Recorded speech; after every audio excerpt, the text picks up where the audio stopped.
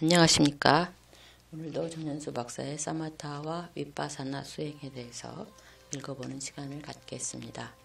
오늘은 선정의 의미를 보겠습니다. 마음은 한 번에 한 대상에 간다. 마음이 한 번에 두 대상에 갈 수는 없다. 마음이 어느 대상에 반복해서 가면 자연적으로 그 대상으로 가는 경향이 생긴다.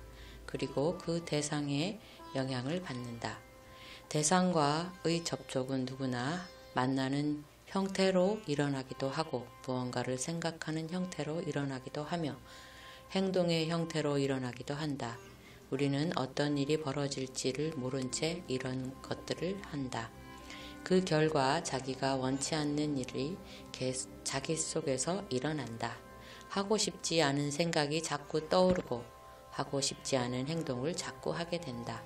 왜 그렇게 되었는지 모르니 남을 원망하기도 하고 자신을 원망하기도 하며 또 거기에서 벗어나기 위해 또 다른 일을 벌이기도 한다. 점점 일이 커진다. 명상은 마음의 이런 속성을 알고 마음을 훈련하는 길이다. 우리를 해롭게 할 수 있는 대상 대신 우리에게 진정으로 도움이 되는 대상으로 마음을 가게 하는 것이다. 한 대상에 마음을 모음으로써 과거의 습성대로 마음이 갔을 때 올 수 있는 영향을 차단한다. 명상을 할 때 우리는 명상 대상에 마음을 모은다. 그러나 마음은 명상을 하기 전에 습성대로 이것저것으로 향한다. 그러한 움직임을 알아차리고 다시 명상 대상으로 마음을 돌리는 훈련을 계속한다. 예를 들어 들숨과 날숨에 마음을 모으는 명상에서 들숨과 날숨을 지켜보다가 딴 생각이 나면 생각을 중단하고 들숨과 날숨으로 돌아온다. 앉아서 들숨과 날숨을 지켜보다가 다리가 저려와서 다리에 저린 감각으로 의식이 가면 그것을 내려놓고 다시 들숨과 날숨으로 돌아온다.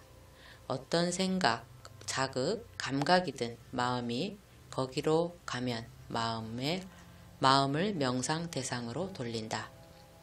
마음이 미세하게 다른 대상으로 가더라도 그것을 알아차리고 다시 명상으로 돌아온다. 이런 훈련을 계속하면 마음을 하나로 모을 수 있다. 언제나 마음을 하나의 대상으로 향하게 할 수 있다. 마음이 완전히 하나로 모인 상태가 선정이다. 선정 상태가 되면 여러 가지 유익한 일이 일어난다. 첫째, 괴로움이 없고 행복한 상태가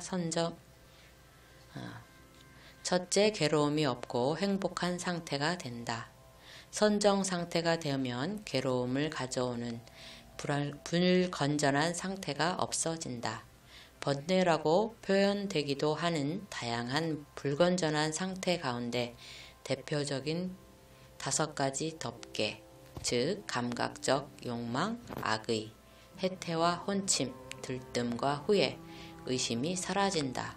그 결과 자연스레 괴로움이 없어진다. 그리고 선정 상태에 들면 뚜렷해지는 선정 요소가 있다. 나쁜 5가지가 사라지면서 좋은 5가지가 나타나는 것이다. 그것은 바로 일으킨 생각, 지속적인 관찰, 희열, 행복, 그리고 집중이다. 일으킨 생각은 명상 대상을 향하고 그 대상에 가는 것이다. 지속적 고찰은 명상 대상에 계속 있는 것이다. 희열은 기쁨이다.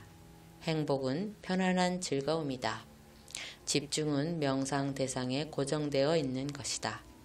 말하자면 선정은 명상 대상에 딱 집중되어 있으면서 기쁘고 행복한 상태이다.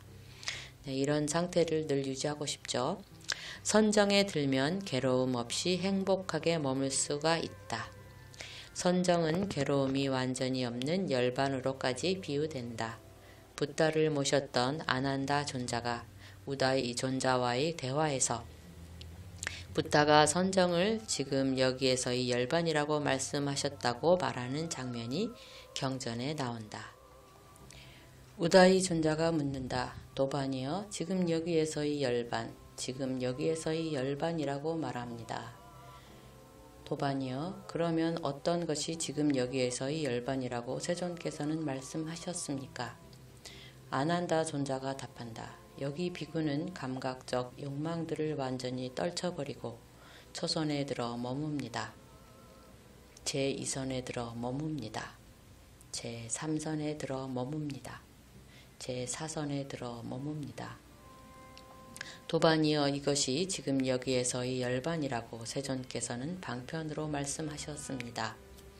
다시 도반이여, 비구는 물질에 대한 인식을 완전히 초월하고 공무변처에 들어 머뭅니다.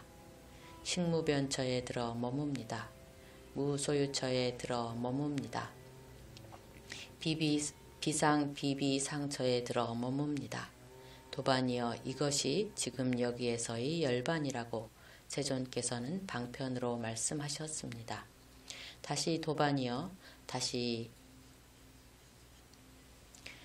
비구는 일체 비비상처를 완전히 초월하여 상수면에 들어 머뭅니다. 그리고 그는 통찰지로서 사성제를 본 뒤 번뇌를 남김없이 소멸합니다. 도반이여, 이것이 지금 여기에서의 열반이라고 세존께서는 방편 없이 말씀하셨습니다. 네, 앙구따라 니까야 지금 여기경에 나오는 말이라고 합니다. 둘째, 선정에 들면 미래의 유익한 결과를 불러올 수 있는 현상이 일어난다. 이때 미래는 이 생일 수도 있고 다음 생일 수도 있으며 그 후의 생일 수도 있다. 선정에서는 유익한 자와나는 속행을 말합니다. 자와나가 많이 일어난다. 자와나는 정신 인식 과정의 하나인데 뒤에서 정신에 대해 이야기할 때 자세히 이야기하겠다. 선정에 있는 유익한 자와나가 미래의 좋은 과보를 가져온다. 그래서 선정에 들어있는 동안 미래에 일어날 좋은 일의 씨앗이 심겨진다. 이를 이해하려면 불교의 아비담마를 공부하거나 수행을 해야 한다. 셋째, 선정에 들면 지혜의 눈이 생긴다. 그래서 육안의 눈으로 볼 수 없는 것을 지혜의 눈으로 보게 된다. 지혜의 눈이 생기면 선정 인식 과정의 자와나를 볼 수 있다. 육안으로 볼 수 없는 궁극 실제인 물질을 볼 수 있고 전생도 볼 수 있다. 궁극 실제로서의 물질은 물질을 이루는 근본 물질로 더 이상 나뉘지 않고 자체의 고유한 속성을 가졌다. 영원하지는 않아 조건에 따라 생겼다가 사라지지만 존재하는 동안은 고유한 성질을 유지한다. 팔이나 다리와 같은 것은 우리가 관습적으로 이름을 붙인 것일 뿐 실제 하지 않는다. 팔이나 다리를 이루는 궁극 실제로서의 물질이 있을 뿐이다. 지혜의 눈이 열리면 그것을 실제로 볼 수 있다. 정신과 관련해서도 마찬가지이다. 궁극 실제로서의 정신은 마음과 마음부수이다. 그것을 볼 수 없으니까 마음을 덩어리로 보는 것이다. 예를 들어 화가 났을 때 화가 난 것을 모르는 사람은 없다. 그렇지만 화가 났을 때 실제로 어떤 현상이 일어나는지는 보지 못한다. 정신 인식 과정과 그 속에 있는 마음과 마음부수를 보지 못한다. 이에 대해서도 사장에서 자세히 이야기하겠다. 나는 지혜의 눈이 생기는 것을 선정에서 가장 의미 있는 일로 본다. 붓다는 여러 경전에서 삼매를 닦으면 법, 즉 다르마를 있는 그대로 볼 수 있다고 했다. 앙구따라 니까야 무슨 목적 경에 이런 장면이 나온다. 아난다 존자가 붓다에게 묻는다. 세존이시여, 삼매의 목적은 무엇이고 이익은 무엇입니까? 붓다가 답한다. 아난다여, 삼매의 목적은 있는 그대로 알고 봄이고 이익도 있는 그대로 알고 봄이다. 참고로 선정은 삼매의 한 형태이다. 불교 수행은 사마타와 윗바사나라고 한다. 삼매를 닦는 것이 사마타이다. 사마타를 통해 지혜의 눈을 얻어 그 눈으로 궁극 실제를 보고 궁극 실제의 특성을 아는 윗바사나를 한다. 그래서 사마타를 윗바사나의 토대라고 한다. 사마타 수행은 마음을 하나로 모으는 훈련이다. 마음을 하나로 모으려면 마음이 다른 대상으로 갔을 때 집중의 대상으로 돌아와야 한다. 다른 대상을 내려놓고 돌아와야 한다. 그런 면에서 보면 사마타 수행은 내려놓는 훈련이다. 본질적인 면에서 볼 때 잡을 것은 하나도 없다. 잡으면 괴로울 뿐이다. 사마타 수행이 잘 되면 살아가면서 우리를 괴롭히는 것이 있을 때 쉽게 내려놓을 수 있다. 사마타 수행을 통해 마음이 감정이나 어리석음의 영향을 받지 않고 사물을 있는 그대로 볼 수 있다. 사람들은 정도 차이는 있을지언정 모두 사물을 있는 그대로 보지는 못한다. 감정에 휩싸이거나 어리석은 상태에서 사물을 보고 살아간다. 그것을 벗어나는 것이 사마타 수행의 목표이다.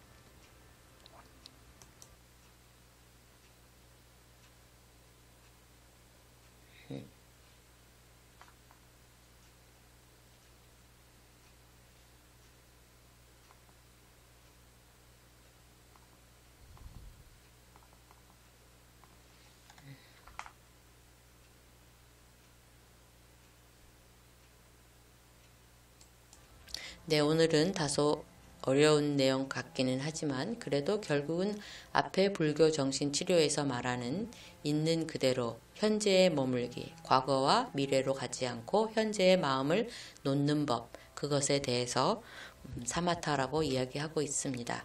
네, 오늘도 어떻게 하면